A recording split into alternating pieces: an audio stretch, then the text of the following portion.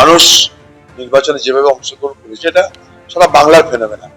প্রথম দফাতে প্রচুর পরিমাণ মানুষ ভোট দিয়েছে, 93%। এবারও সে 90 ঘন্টা পার করবেই, কারণ একটাই, মানুষ ভোট দেওয়ার সুযোগ পাচ্ছে, ভোট দিতে যাচ্ছে। মানুষ মনে করছে ভোট দেওয়া যায়, তাই মানুষ যাচ্ছে। পাশাপাশি এসআইআর মানুষকে তাড়া করছে।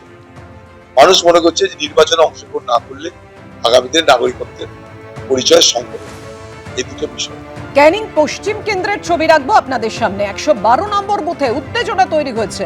তৃণমূলের পোলিং এজেন্টকে হেনস্থা করা হয়েছে, এমনটাই অভিযোগ কেন্দ্রীয় বাহিনীর বিরুদ্ধে। আইনত ব্যবস্থা আছে আমরা নেব। আমি অনুরোধ করছি এখন আপনার খালি করে দিই, তার বিরুদ্ধে আমরা করব। যারা যারা ভোট বাকি তারা ভোটটা দেবে। প্রধানকে যেভাবে মারধর করেছে আমাদের এজেন্টকে, সিআরপিএফ বলছে তারা নাকি মোদির চাকরি করেন, সেন্ট্রাল গভর্নমেন্ট যা বলবে আমরা তাই শুনবো বলে আজকে মারধর করেছে। তার বিরুদ্ধে যা যা আইনত ব্যবস্থা আছে আমরা নেব।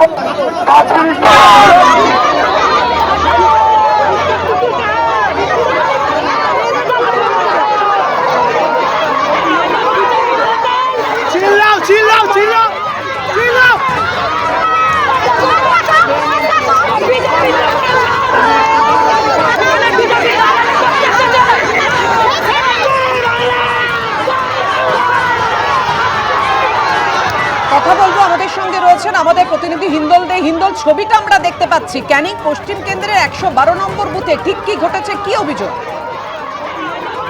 দেখো, যেটা অভিযোগ উঠে আসছে যে ক্যানিং পশ্চিম বিধানসভার 112 নম্বর বুথে ঢুকে তৃণমূলের বুথ এজেন্ট প্রদীপ দাসকে মারধরের অভিযোগ উঠেছে কেন্দ্রীয় বাহিনীর বিরুদ্ধে।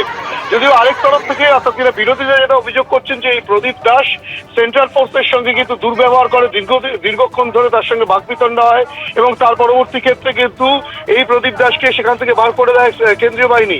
এবং তারপরেই কিন্তু প্রদীপ দাসের বিরুদ্ধে যেটা অভিযোগ উঠে এসছে সেও কিন্তু রীতিমতো চড়া হয় এবং তারপরেই কেন্দ্রীয় বাহিনীর জওয়ানরা তার বিরুদ্ধে ব্যবস্থা গ্রহণ করে। এবং তখনই কিন্তু তৃণমূল কংগ্রেস কর্মী সমর্থকরা যারা ছিলেন এবং সাধারণ বেশ কিছু মানুষজন এই প্রদীপ দাসকে কেন এইভাবে ধরা হলো, কেন ভোট থেকে বার করে দেওয়া হলো, সেই নিয়েই কিন্তু রীতিমতো উত্তেজনা ছড়ায় এবং দীর্ঘক্ষণ ভোট প্রক্রিয়া বন্ধ থাকে। কেন্দ্রীয় বাহিনীর জওয়ানদের সঙ্গে যেভাবে গন্ডগোলের পরিস্থিতি তৈরি হয় এবং সেখানকার ক্যানিং পশ্চিমের যিনি প্রার্থী হয়েছেন তৃণমূল কংগ্রেসের পরেশরাম দাস, তিনি যান,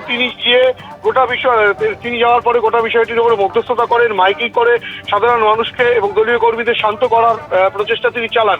এবং পরবর্তী ক্ষেত্রে দীর্ঘক্ষণ প্রায় ভোট প্রক্রিয়া বন্ধ থাকার পর অবশেষে এখন ভোট প্রক্রিয়া শুরু হয়েছে। ভোট প্রক্রিয়া আবারও স্বাভাবিক পর্যায়ে চলছে ঠিকই, কিন্তু কি কারণে প্রদীপ দাসের সঙ্গে এই কেন্দ্রীয় বাহিনীর জওয়ানদের বাদানুবাদ হলো সেই বিষয়টা এখনো পর্যন্ত স্পষ্ট নয়। সেটাও কিন্তু খতিয়ে দেখা হচ্ছে, তেমনটাই কিন্তু প্রশাসন সূত্রে খবর। হিন্দল, তোমার কাছে আবার আসবো, তুমি আমাদের সঙ্গে থাকো।